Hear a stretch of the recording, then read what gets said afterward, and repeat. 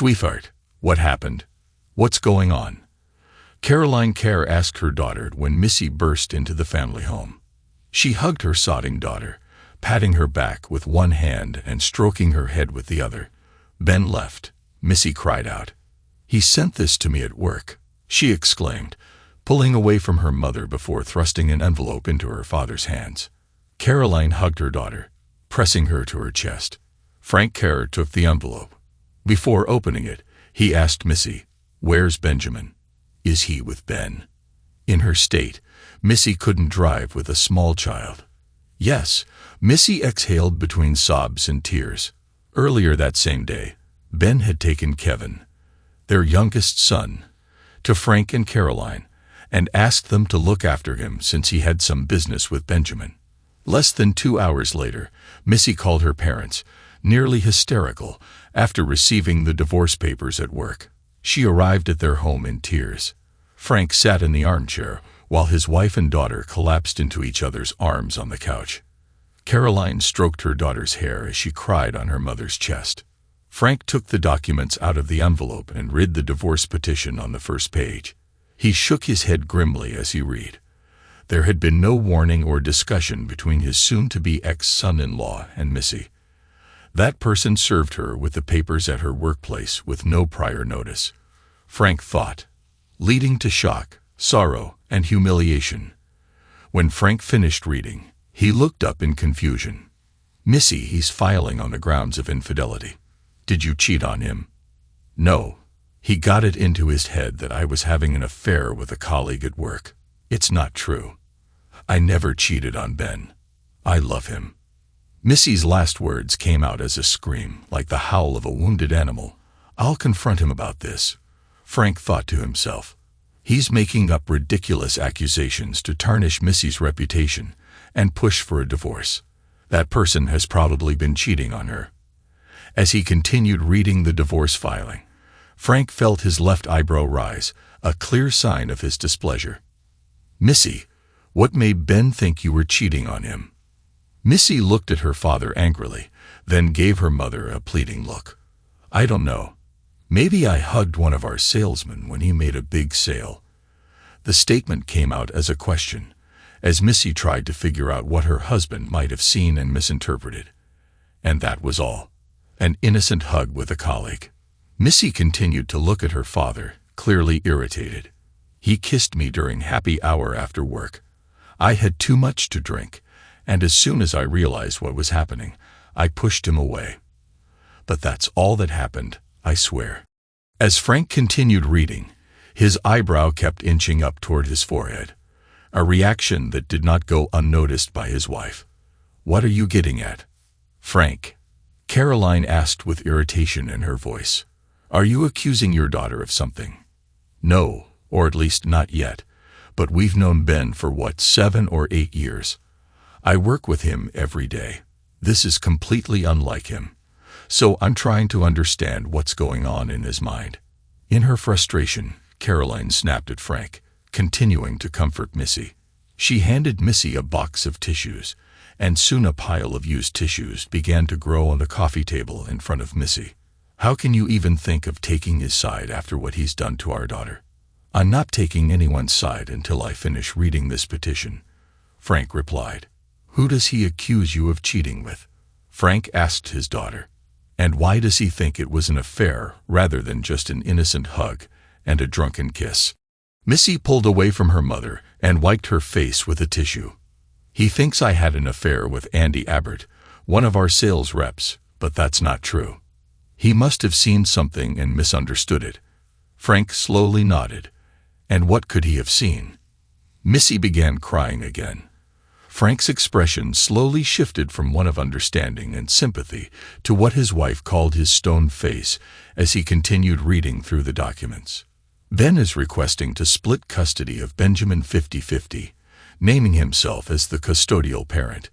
Frank looked at his daughter with a grim expression. "He's not requesting custody or visitation for the minor known as Kevin Andrew Davis. He is also asking that his name be removed from Kevin's birth certificate and that Kevin's last name be changed." Caroline and Missy both gasped at this revelation. Missy collapsed into her mother's arms, sobbing and wailing. "Missy, Missy, look at me," Frank said loudly, overriding her cries. Missy stopped crying and looked at her father.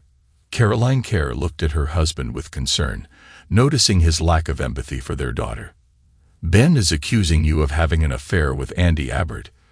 Kevin's middle name is Andrew because you said you always liked that name. I'm asking you again, did you cheat on Ben with this guy Andy?" In response, Missy let out a loud wail and began sobbing even harder in her mother's arms. Caroline glared at her husband in anger. "Can you please stop this?" she hissed. "Did you know?" Frank asked his wife with a stony expression. "Know what?" "Exactly." Frank saw the fury building in his wife's eyes as he held up a sheet of paper. "This is why Ben isn't asking for any custody of Kevin. It's a DNA test showing that the probability of Ben being Kevin's father is less than 0.2%. So tell me, Caroline, how long have you known about this?"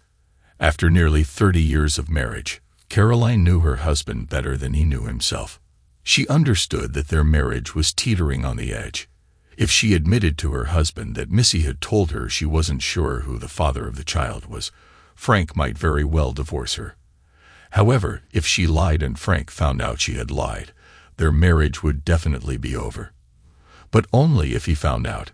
Caroline shook her head and made her decision. "I didn't know. I'm hearing this for the first time. I think Missy is as shocked as we are." "I doubt that," Frank said dryly.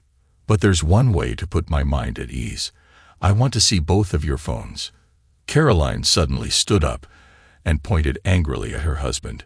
"You will not invade our private lives," she said firmly. "You will not dig through our phones." Frank looked at his wife and slowly nodded. "They say that people with nothing to hide nothing. I assume you both have something to hide, so let me make this very clear to eliminate any chance of misunderstanding. Either you both unlock your phones and hand them over to me right now, or I will file for divorce tomorrow." Caroline looked at her husband with eyes narrowed in fury. "I have never given you a reason to distrust me. We are not giving up our phones, and we are not getting a divorce." Frank looked at her grimly. "Over the years, I've caught you in numerous small lies. I always ignored them, thinking the argument that would arise from them wasn't worth the trouble. I'm ashamed that I allowed this all these years. I think those lies covered up mistrust. Until today, I wouldn't have even considered this, but now watching our daughter try to deceive her husband into raising another man's child. To hell with this noise. The gloves are off. It's your phones or a divorce, and if either of you thinks I'm bluffing, go ahead and test me." This was a side of Frank that neither Caroline nor Missy had ever seen. The grim determination in his face left no room for compromise. "Forget you," Caroline shouted with a stern sneer. "I'll take everything in the divorce. I'll take everything you have, and you'll be lucky if you're left living in your car." Frank stood up from the armchair, tossing the papers onto the coffee table. He looked at his wife and daughter, shaking his head as he headed to the kitchen. A minute later, he returned, carrying a Ziploc bag. He flipped the bag inside out over his hand, using it like a glove, and collected a handful of used tissues lying in front of Missy. He then turned the bag back to its regular position, sealing the tissues inside by pressing the zipper closed between his thumb and forefinger. "What are you doing?" Caroline's voice rose to a scream. She trembled with barely contained rage as she pointed at the bag of used tissues. In nearly 30 years of marriage, Frank had never encountered this side of her personality. He began to wonder if he had ever truly known his wife at all. "I'm going to find out who Ben used for the DNA analysis to determine that Kevin wasn't his son. And I'm also going to find out if Missy is really my daughter, or if you've been lying to me for almost 30 years. Caroline screamed and lunged at Frank, digging her nails into his face. If you haven't experienced it yourself, it's hard to describe the feeling of having the wind knocked out of you. It's a phrase people say often, but most have never truly felt it. Being winded causes panic as the air is suddenly forced out of your lungs, deflating them. The inability to breathe or take in even a bit of air instills terror, making you feel as though you're about to die. The seconds it takes for your lungs to refill with air feel like minutes, as your body desperately struggles to breathe. In his youth, Frank had practiced karate for 6 years, and although that was 40 years ago, some things are never forgotten. When his wife's nails dug into his face, Frank struck the upper part of Caroline's solar plexus with the palm of his hand. The blow was not hard. In fact, Frank knew that any bruising would be minimal if it even appeared at all. But what it did was knock all the air out of Caroline's lungs, leaving her rolling on the floor, gasping for breath in terror, unable to inhale. This sent Caroline into a panic, which in turn panicked Missy as she saw her mother clutch her throat, struggling to breathe, while his wife was still rolling on the floor. Frank quickly headed to the back of the house, where his home office was located. He knew that in about a minute, Caroline would start breathing normally again, and he wanted to be out of the house as soon as possible. Frank grabbed his laptop and tablet, quickly accessed their Wi-Fi router, and changed the router's password. Caroline could still use her phone to access the internet, but she never did anything on it besides scrolling through social media. Any banking or credit card transactions she wouldn't be able to perform on the computer without Wi-Fi.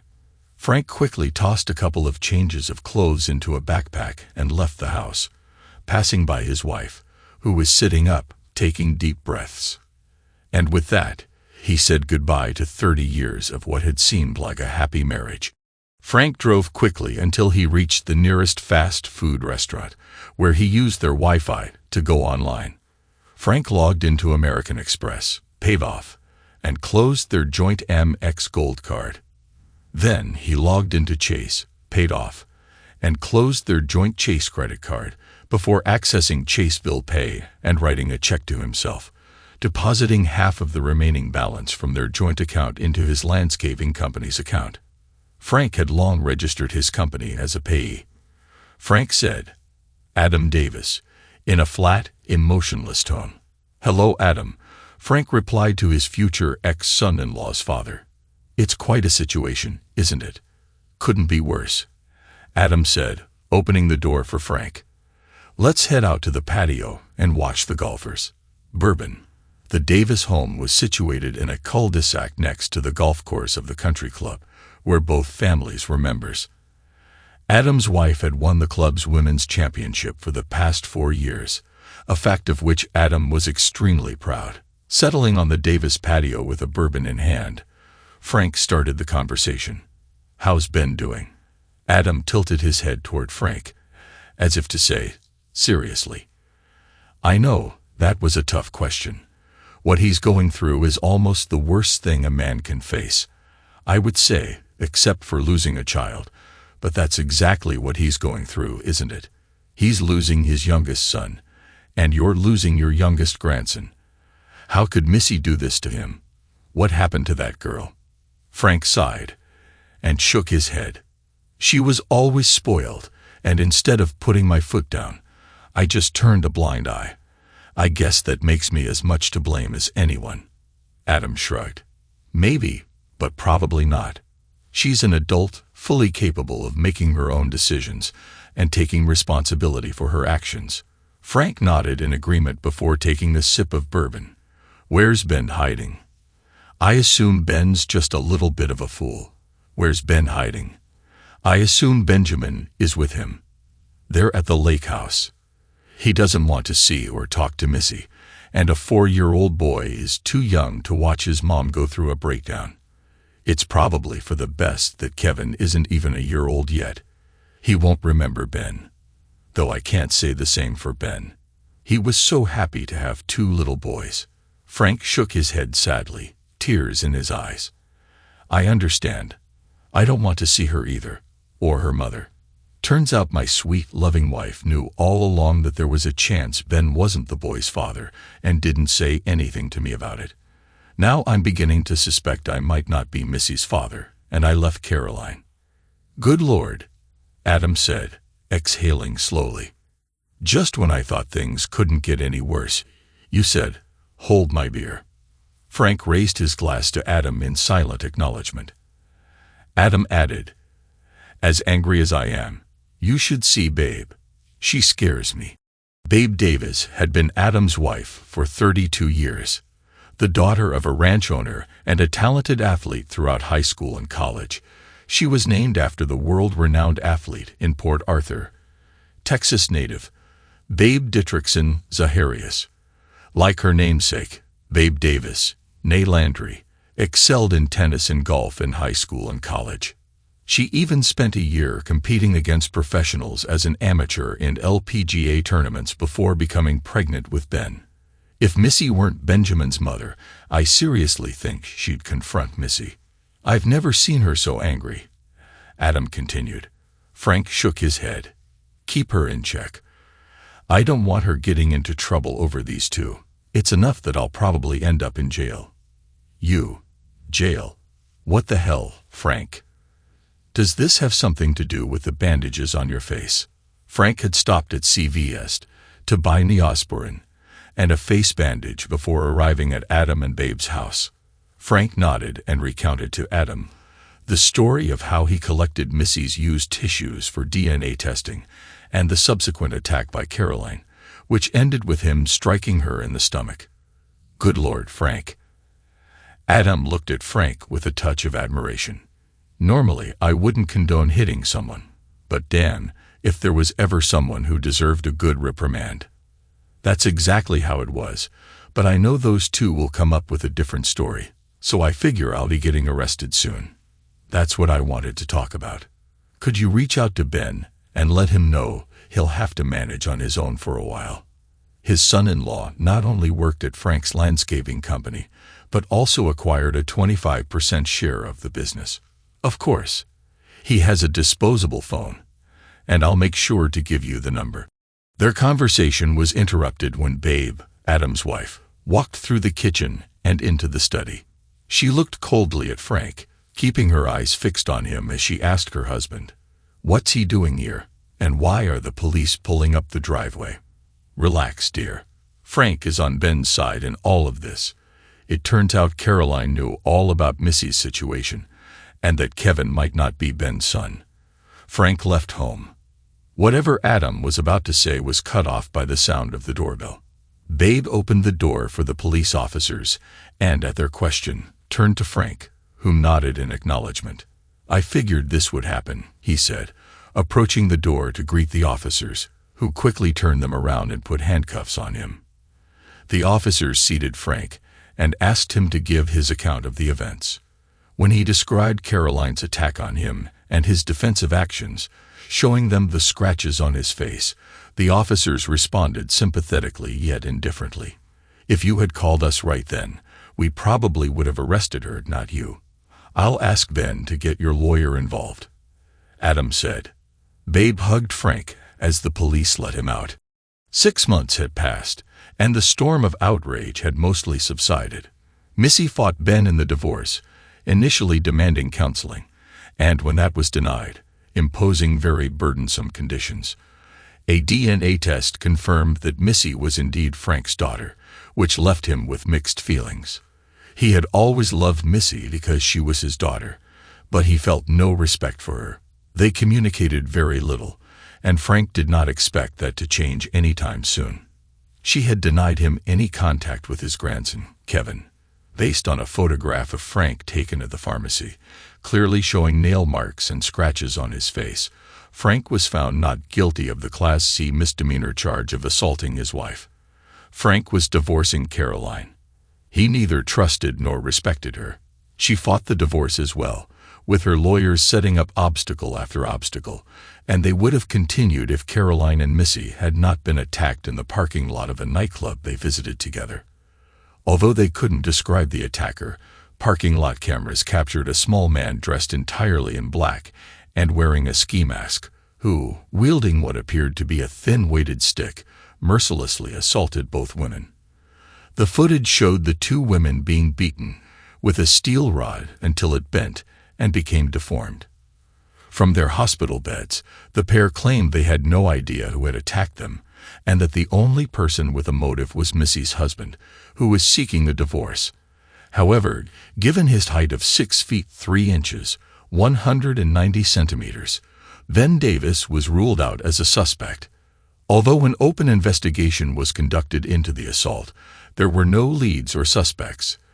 The two women, though severely injured with several broken bones and missing teeth, did not sustain any permanent damage. Caroline and Missy stopped going to nightclubs, and as their paranoia about further attacks grew, spent most of their time at home, aggravating each other. They allowed their divorces to proceed without further resistance. Custody of Benjamin was settled on a 50-50 basis, with Ben designated as the custodial parent. Neither Ben nor Missy was awarded child support or spousal maintenance. Ben's name was removed from Kevin's birth certificate, and a court-ordered DNA test confirmed that Andrew A. Bayer was Kevin's father. Andy was required to pay child support to Missy.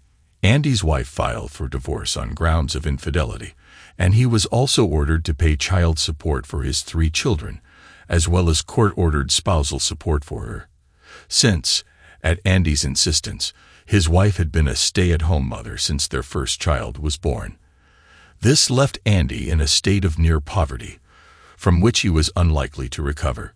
With the support and love of his parents, Ben managed to endure the turmoil caused by his unfaithful wife.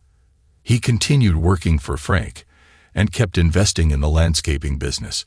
His son Benjamin was healthy and happy, except for the times he had to stay with his mother at Caroline's house. These visits saddened him because his mother seemed either angry at his father or inconsolably crying about missing him. His grandmother appeared to be in a constant state of frustration directed at his grandfather. The fact that Frank had become a highly sought-after partner among single women at their country club only fueled the fire burning inside Caroline. Adam and Babe continued to support their son and grandson whenever needed. Babe won the women's golf championship for the 5th year in a row, despite missing a few clubs from her golf set. Thanks to everyone who took the time to listen to today's stories. If you enjoyed it, please consider liking and subscribing if you haven't already. Feel free to share your thoughts on the events in the comments below. Take care.